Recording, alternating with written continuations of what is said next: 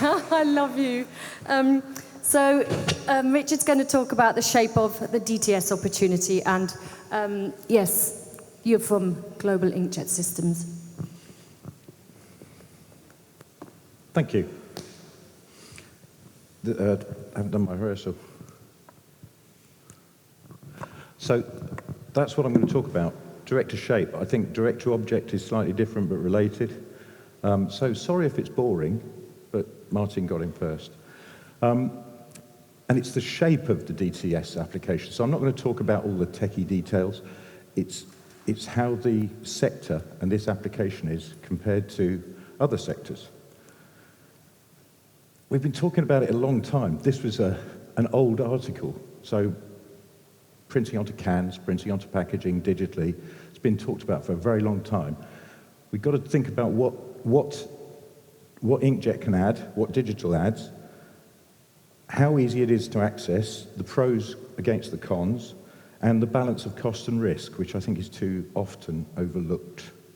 And in the end, we have to assess whether we've got the balance right so that it's tipped in favor of the pros. I'm going to reach into the past. This is there a date on this? No, there isn't. This is 2012, 2013. ToneJet were presenting this kind of thing.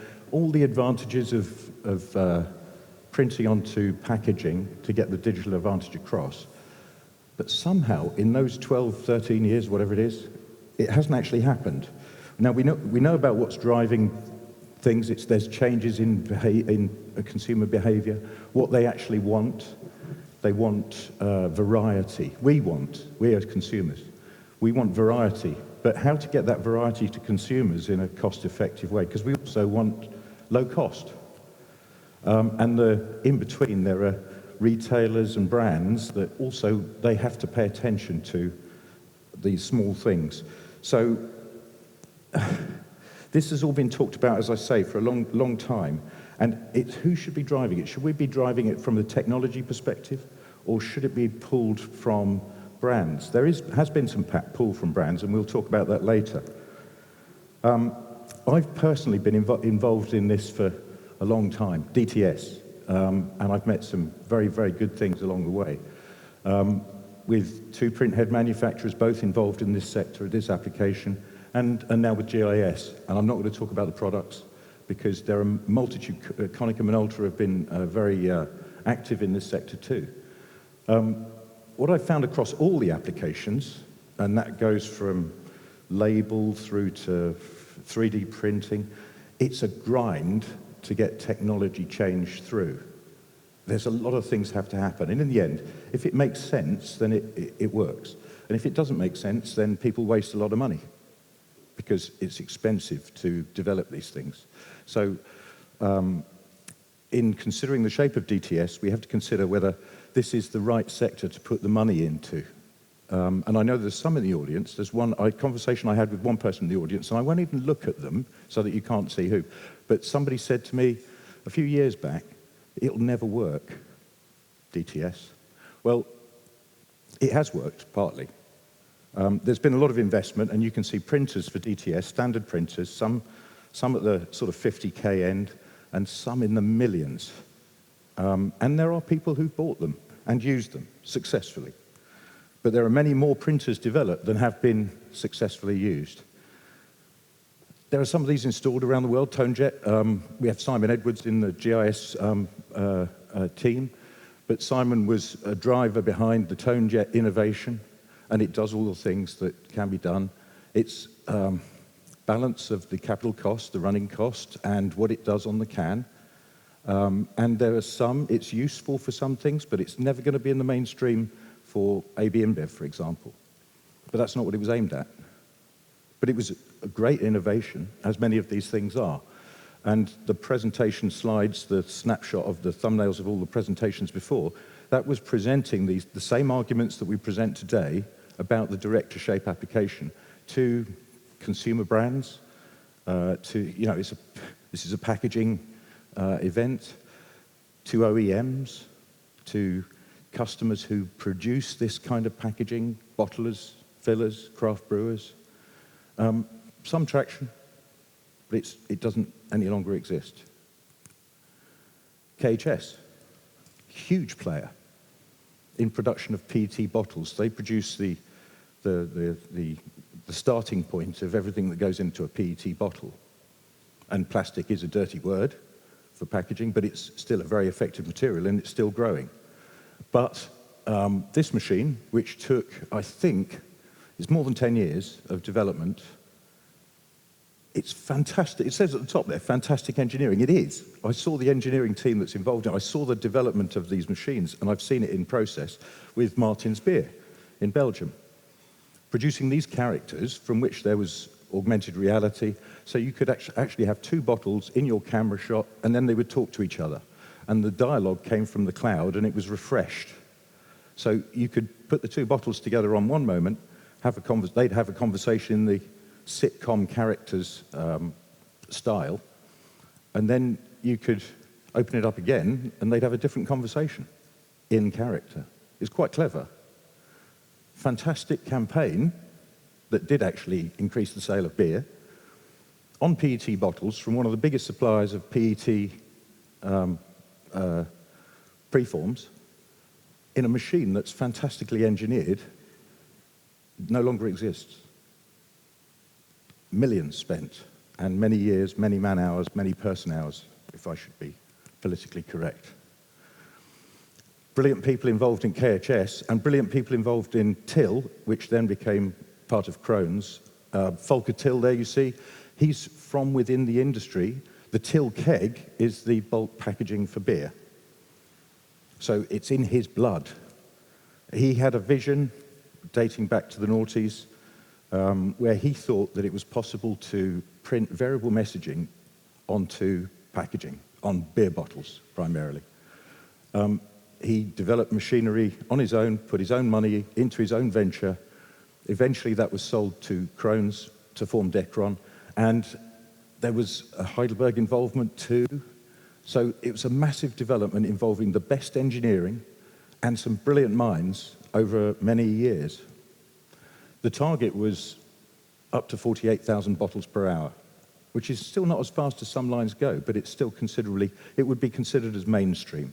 And it was a rotating, separate modules, printing things, bottles go in, come out, and it very brilliant. I think there were two. It doesn't exist now. AB InBev had one, mothballed. So there's something there that it hasn't broken through, has it? They're also on bottles of shampoo, which waggle the bottle. Really brilliant, clever things. So you can manage the throw distance, you can get the print head printing, and instead of, because it's of the shape, you actually follow a profile and it moves the bottle to manage that profile at pretty considerable speeds. And these have been shown at exhibitions. They've been put into factories where they do things. There are products on supermarket shelves that have been printed this way, but still, it hasn't caught on.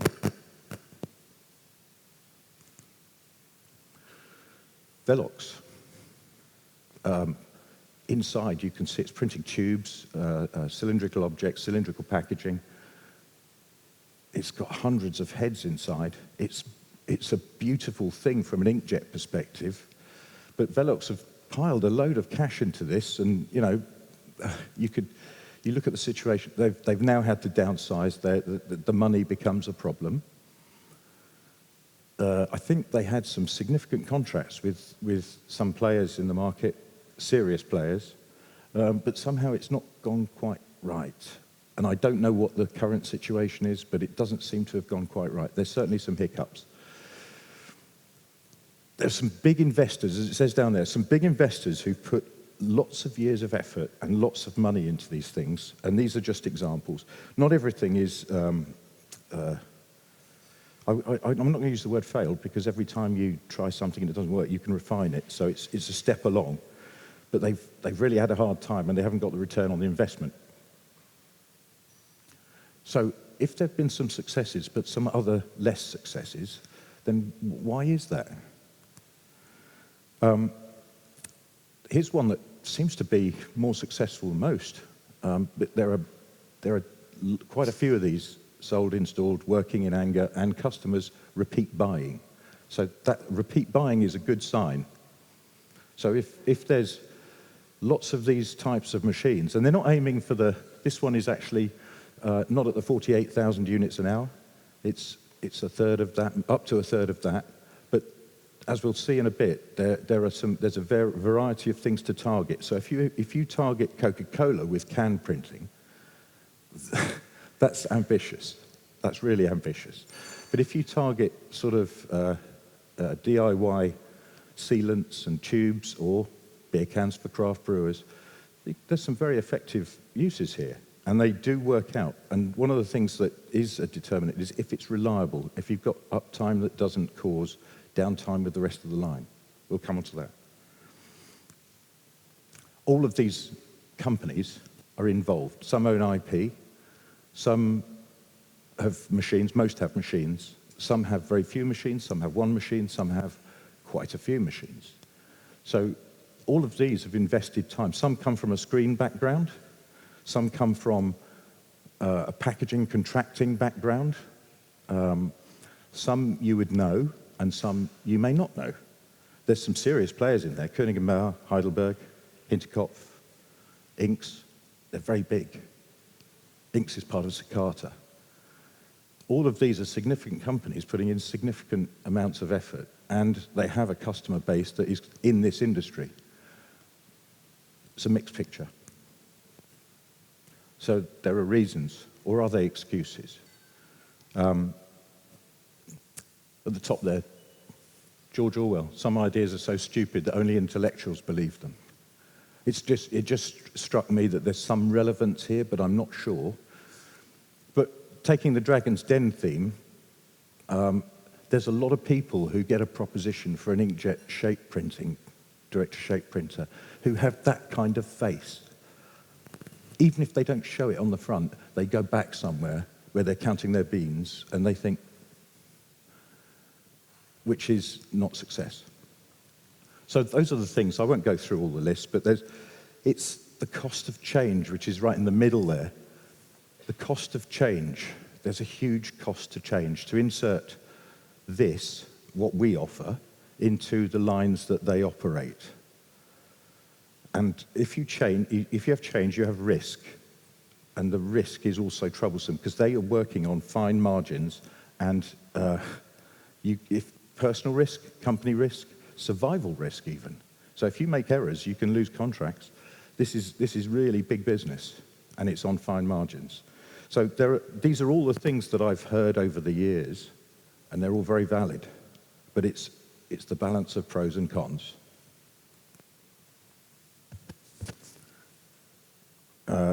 Printing goes into a very complicated, don't worry, I'm not going to describe these processes in detail, but you can see that from raw material, raw aluminium for cans or something, granules of polymer that are turned into preforms and then blown into bottles. There are huge processes and steps along, and I'm going to give you a really boring slide coming up. But these have honed over time. They squeeze every penny out of these and they balance the lines so there's no wasted capacity because that costs money. So this is pressed down by consumers, by us, by retailers who sell to us because they all want to fight on price, and the brands who have to compete. There's a really competitive market for the things that go into direct-to-shape containers or containers that could be using this technology. So the rate that it's produced has to match, and the point that it goes in also has to be appropriate. So you see the blue arrows down the side there. Now I'm going to link this to the first presentation we heard this morning because I wanted to confirm a few things that I'd heard over the years, so I could speak to experts in GIS and who have this knowledge too. But I consulted with ChatGPT, which gave me the process from start to finish in various bottling processes for glass bottles, PET bottles, for aluminium cans, for food cans. It was interesting because the other interesting thing is different AI models, different AI packages deliver different information.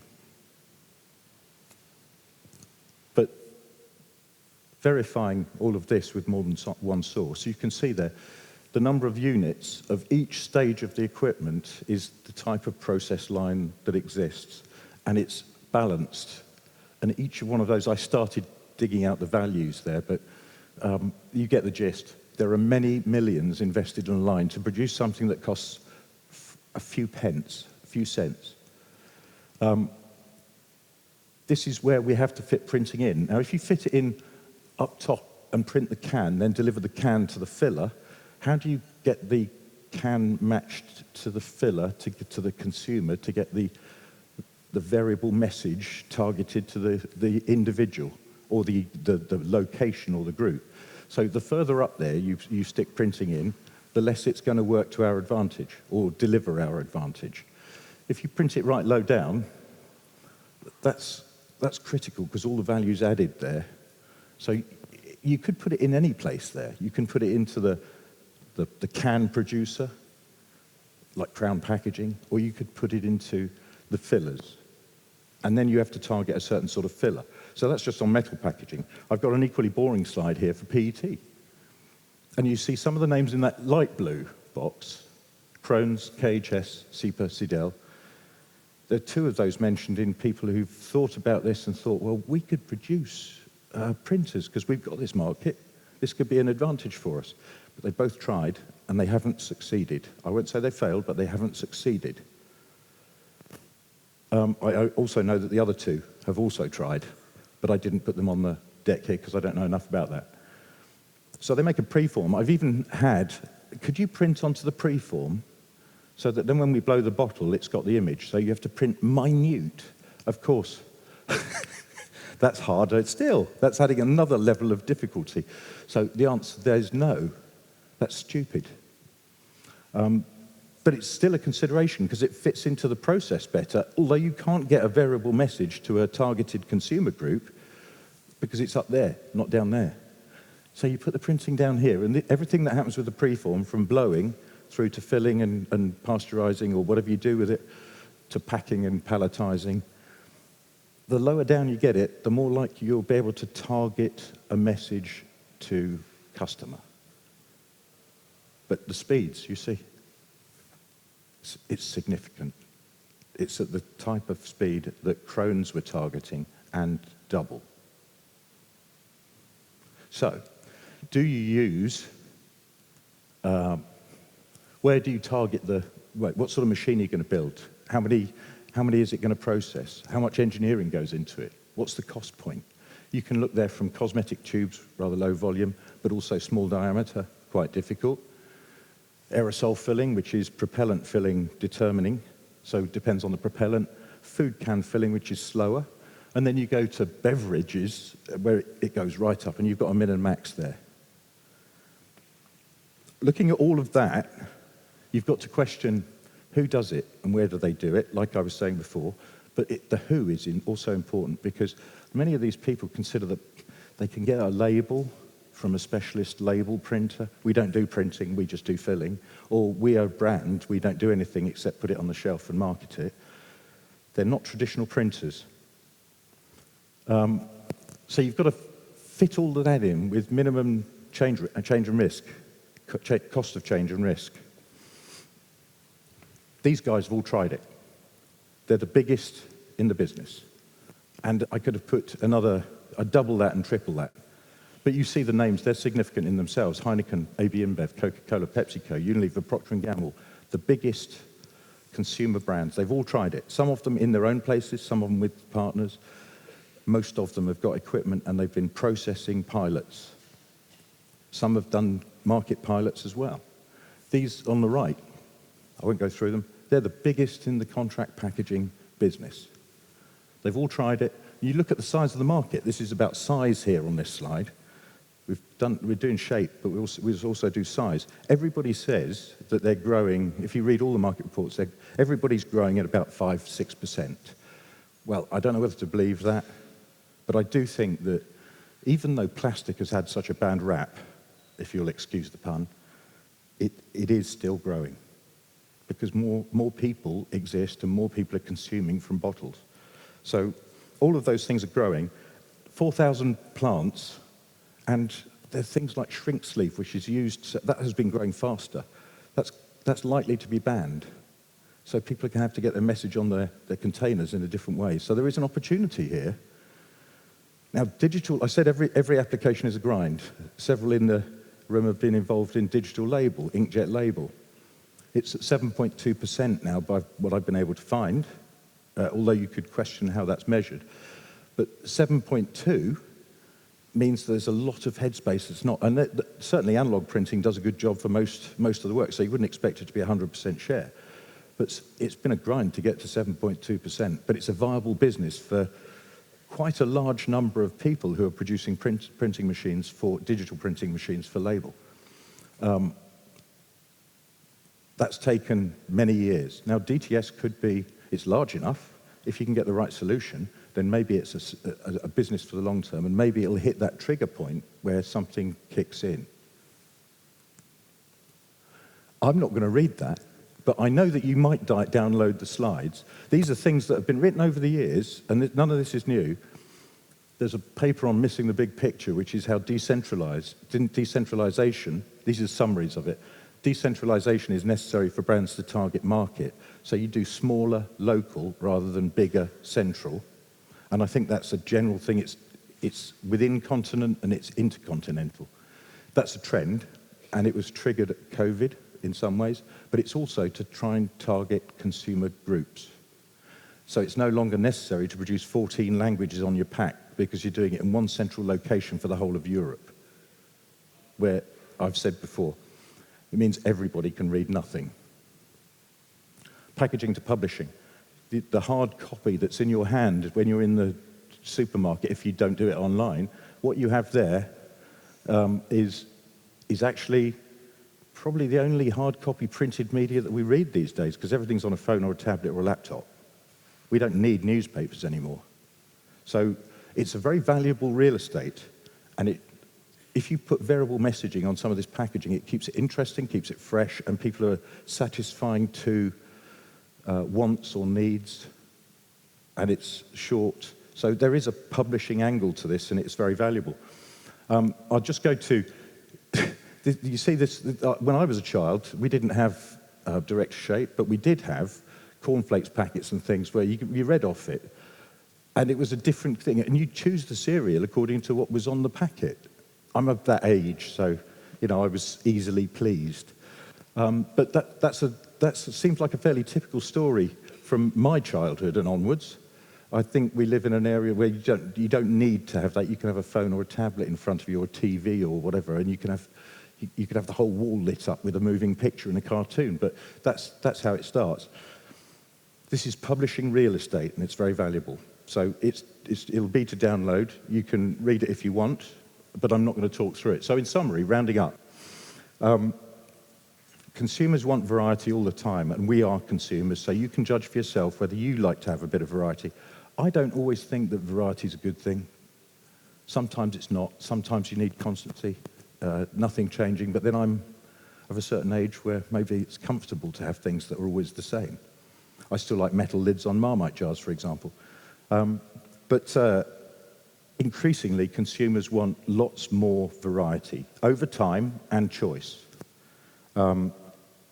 Brands are aware of this, but we haven't convinced them that they can actually do it. There is massive volume, as discussed, and you can make your own judgment on which sector's growing and which not, but they seem to all be growing. Packaging is growing, but we're trying to minimize packaging, but it's growing. I think it is growing. 4,000 bottling lines, canning bottling lines, that's a lot. Could be more, could be less. There could be lines in one place, but there are a lot. So there's a sizable market to go for. The consumer brands are focused on fractions of a cent. So it's no good sort of saying, well, your packaging is going to cost you a bit more, but you're delivering more value, because those two things are not necessarily considered in tandem. So it's quite difficult to sell that. And we've been talking, as I said, for 13, 14, 15 years on the digital advantage, how you can appeal more to your customers. it depends on the cost of change. This is massive supply chain disruption, potentially, and that doesn't come easy. So don't underestimate the costs. Down the bottom there, I won't go through it all because I think I'm out of time. There's one thing here that I will point to. Low volume bottles pay more. So hence the appeal of the craft brewing market, but then they're not capitalized to an extent where they can afford £1 million to put a piece of equipment in.